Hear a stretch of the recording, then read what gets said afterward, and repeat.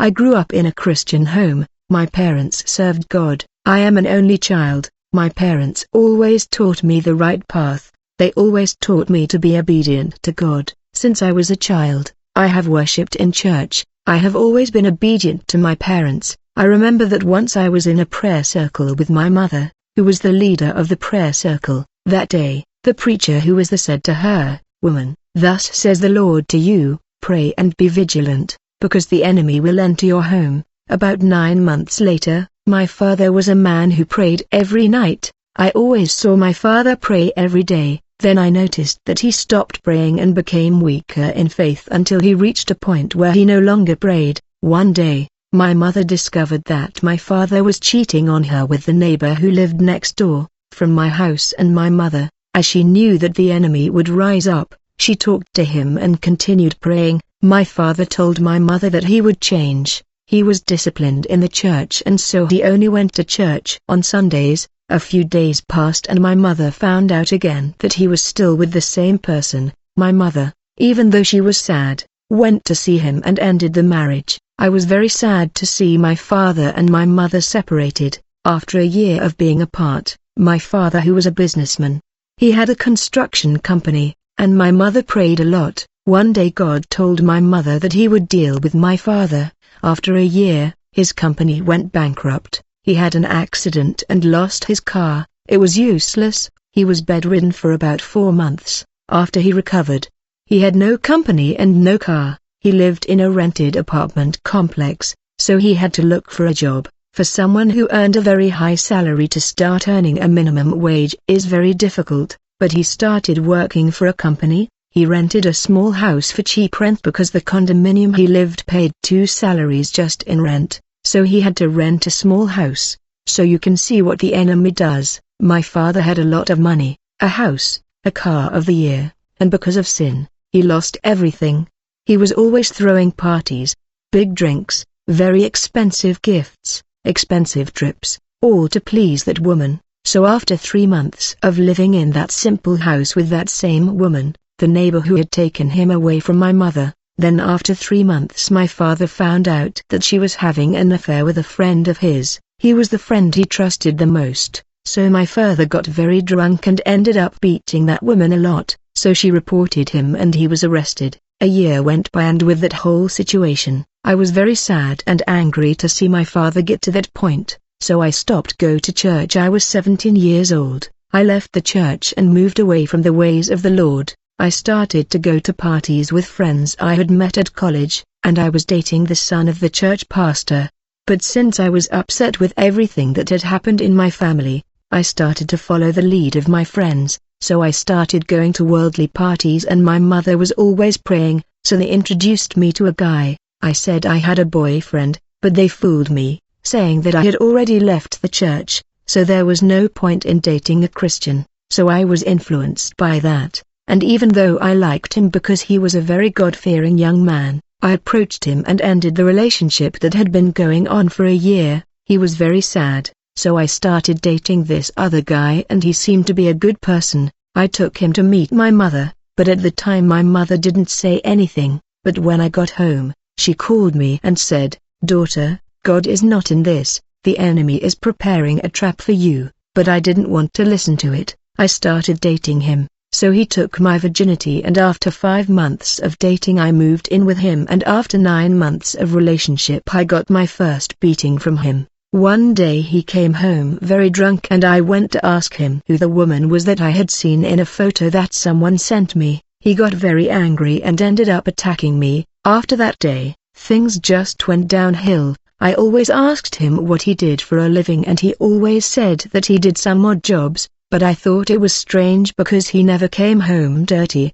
He had a car, he always had money and I found it strange that he would leave very early in the morning, especially at 2 in the morning, and when I asked him, he would say that he was going to work. One day, I went through his things, took everything out of his closet and found a balaclava, an all-black outfit and also 2 pistols and 3 photos of some men. The other day I asked him what that was and he got so angry he pushed me so much that I fell to the ground. Then he swore at me with all sorts of names and told me not to touch his things anymore. One day I went to my mother's house and my mother said that she knew he was a hitman, but I didn't want to believe it. But that same day I went out with him in his car, and as soon as we left, a car was following us. This car came close to us, and I just remember that at that moment there was a lot of shooting, but his car was armored and I didn't even know. So we managed to get out of there, and when we got home I said that I didn't want that life anymore. I wanted to leave, and I said that I already knew that he was a hitman.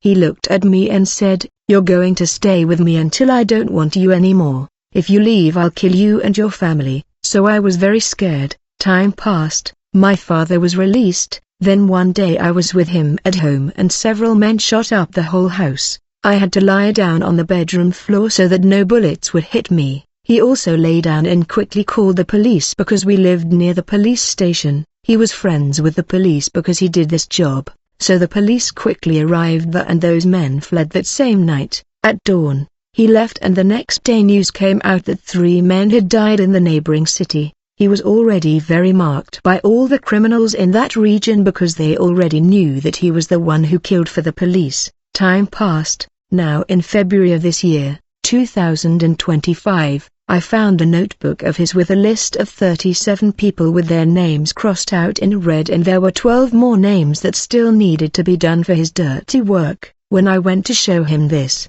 I went to talk to him so he could get out of that life, and he ended up beating me up.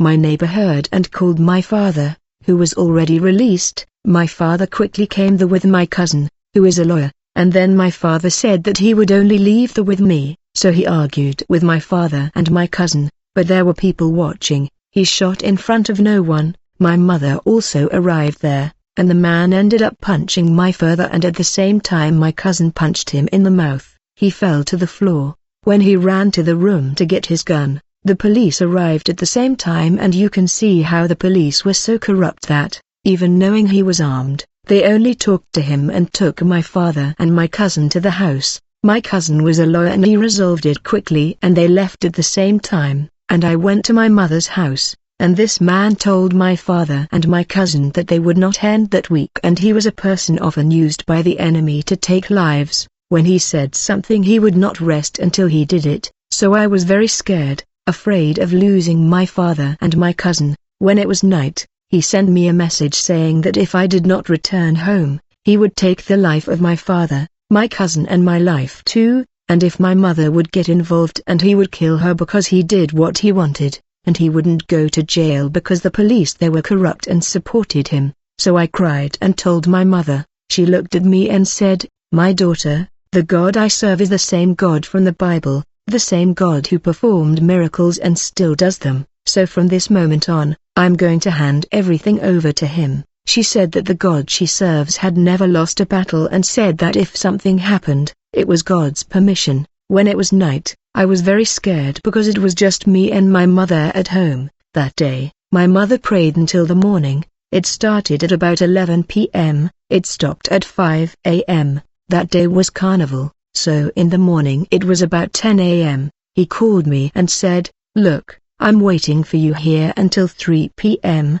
to go with me to carnival. If you don't come back, I'll be back. Today you and your family will not pass." Then he said he was sorry and would treat me well, and I, a little scared, ended up arranging to meet him on the avenue where the trio would leave. I didn't even tell my mother that I would go with him, I just said that I was going to carnival. She didn't tell me anything at that moment because she had prayed and God said that he would deal with that problem that day, so she stayed quiet. I went to carnival and I was walking with him there in the middle of the carnival. Then the police came to him and told him to always go near the police car because he would feel safer there, but he was already thinking so much of himself that he was no longer afraid of anything because he thought that everyone was afraid of him. So the trio left at about 4 in the afternoon. When it was about 8 at night, it was almost time for the party to end, so it was at that exact moment that he called me to buy a drink and we left the car. Then quickly a man in front of us pulled out a gun and ended up firing a shot that hit his shoulder,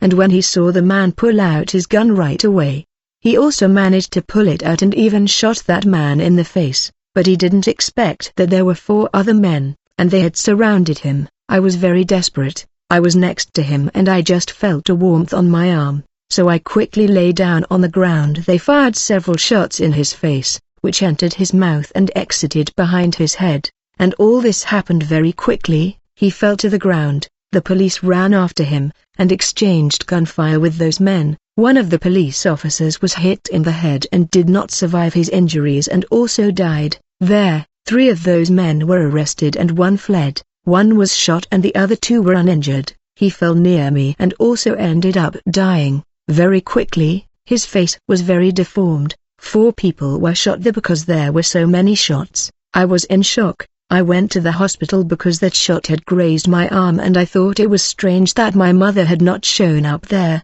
but my father, my grandparents and other people in my family were there and my mother was at church. So when I got home, my mother told me everything.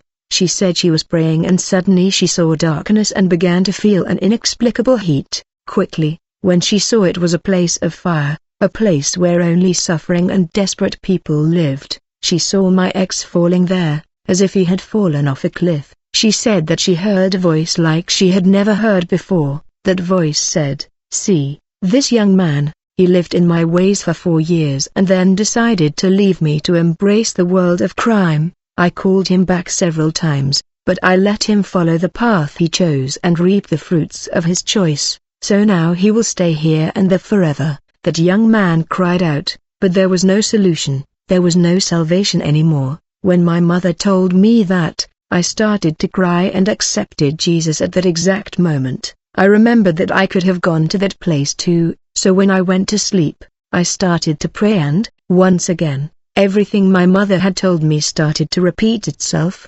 Everything went dark in my room. I started to hear several screams of despair. Then, quickly, everything around me went black. It was just fire, hundreds of people suffering, and when I looked to the side, there was my ex. He looked at me and screamed and cried like a 4-month-old child. He asked for forgiveness. He asked God for a chance. He asked me to forgive him and to try to take his hand to get him out of there, and I felt so sorry because I couldn't do anything. I just said to God, "Lord, give me one more chance," and at that moment I only heard a voice saying that he had hundreds of opportunities to change his path but he chose the wide door, so now the bill came for him. It was a suffering that we can't wish on our worst enemy, and the most bizarre thing that still sticks in my head is the things I heard there where a demon said to him, "You brought several lives here, now you are paying with yours. You thought you would have an advantage on this path that I showed you, now you will pay eternally." That was very terrible and scary. I started to cry. I also saw that police officer who had died, where the demons also passed over his face. He had the opportunity to work honestly but he preferred to corrupt himself, and those demons humiliated that police officer. He screamed and moaned asking to see his family, especially his daughter. I also saw many heavy things there that unfortunately I can't talk about here in this testimony, but I cried a lot and asked God to take me out of there because that place is the worst place you can imagine. It doesn't compare to anything bad. Then everything went dark, and when I realized it, I was already in my room. I started to cry. I told my mother everything. The days went by and I discovered that my ex was part of an extermination group. He was one of the leaders. Then there was an operation by the civil police, which had already been investigating, and the police arrested those corrupt police officers who were also part of the group. 3 were arrested and 1 died in that shootout. 4 other men who were also part of the group escaped. Thank God. Now in March, after much prayer, God reunited my mother and father and they agreed and rekindled their marriage. My father accepted Christ again and is walking firmly toward the house of the Lord. He is already preaching and sharing his testimony. Today I can say that my house and I will serve the Lord. May this testimony have touched your life. See the price of disobedience. Reflect and return to Christ. May you be at peace with Christ. Hello, my beloved brothers. I hope this testimony has strengthened your faith. If you liked it, I recommend that you enter the channel and watch the other testimonies. If you also want to send your testimony, feel free to do so. If you feel in your heart the desire to bless this channel with any amount, the key is there on the screen. If you are unable to bless with any amount, you can bless by leaving a like, by subscribing to the channel and activating the notification bell. May God bless you and your family greatly. Amen.